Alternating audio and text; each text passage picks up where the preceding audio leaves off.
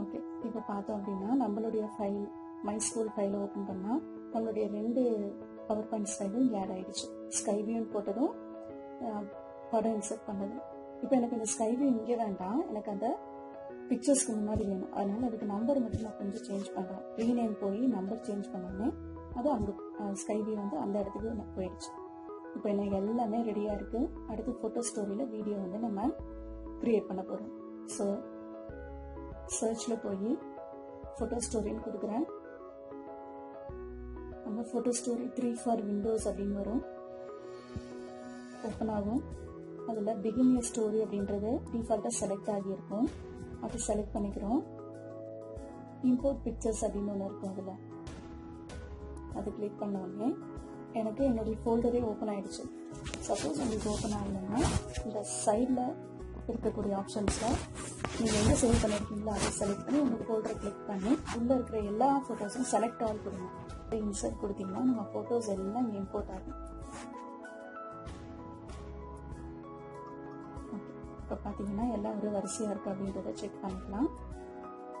அடுத்தது remove black borders அப்படின்னு அதே பேஜில் இன்னொரு ஆப்ஷன் இருக்குது, அதை கொடுக்கணும். நம்ம ஃபோட்டோஸுடைய பிளாக் பார்டர்ஸ் எல்லாம் எடுத்து ஃபுல் வியூ கிடைக்கும். அதில் S2 ஆன் கொடுத்தோம்னா எல்லா ஃபோட்டோஸும் ஆட்டோமேட்டிக்காக பிளாக் பார்டர் ரிமூவ் ஆகிடும். அது மட்டும் கொஞ்சம் டைம் இருக்கும், ஸோ வெயிட் பண்ணணும்.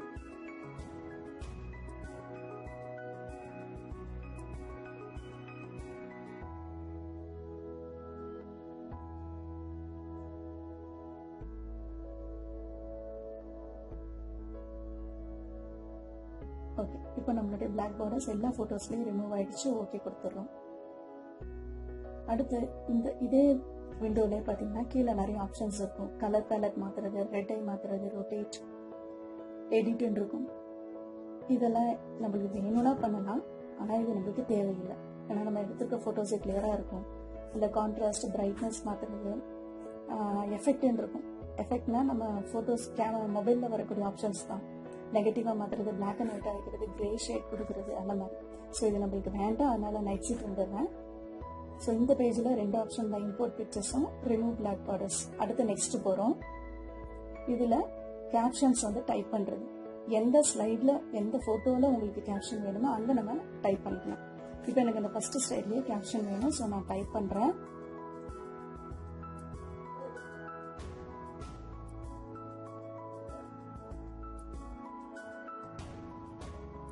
டைப் பண்ணிவிட்டு அதுக்கு பொசிஷன் நான் கொடுக்குறேன். கீழே வந்துருச்சு. இப்போ நெக்ஸ்ட்டு அதுக்கு எஃபெக்ட் கொடுக்கணும். சைஸ் மாற்றிக்கலாம்.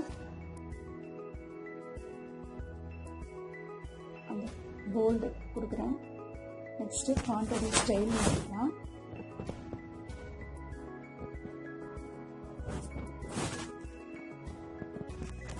அடுத்து கலர் மாற்றணும். இப்போ எனக்கு ஆல்ரெடி இந்த ப்ளூ கலர் இருக்கனால நான் இந்த ப்ளூ கொடுக்குறேன். பட் கொஞ்சம் வேரியாக இருக்குது, அதனால் நான் மறுபடியும் அதில் செலக்ட் பண்ணி ப்ளூலேயே நேவி ப்ளூ இருக்கும், ஸோ அதை கொடுக்குறேன்.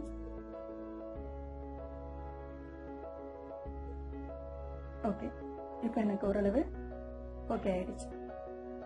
இப்படி உங்களுக்கு எந்தெந்த ஃபோட்டோவுக்கு வேணுமோ அங்கே வந்து நீங்கள் கேப்ஷன் கொடுத்துக்கலாம். கொடுத்துட்டு நெக்ஸ்ட்டு கொடுத்தீங்கன்னா ஆட் மியூசிக் வரும். இதில் இது வந்து ரெக்கார்ட் பண்ணுறது.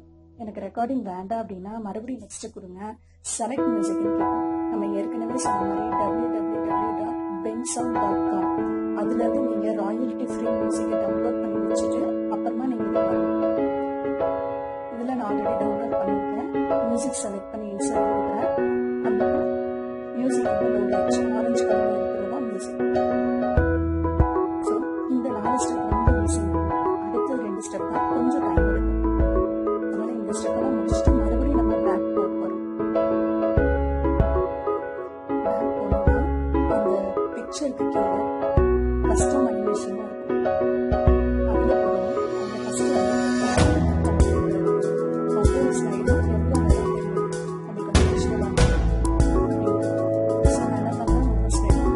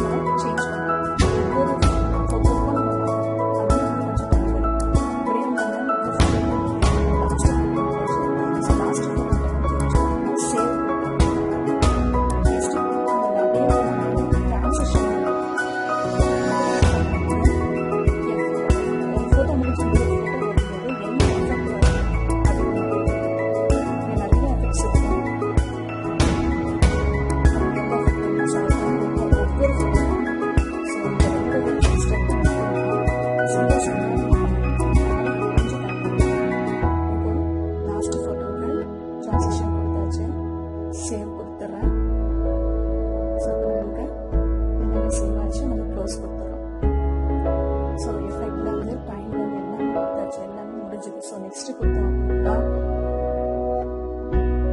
கடைசி விண்டோ இந்த விண்டோ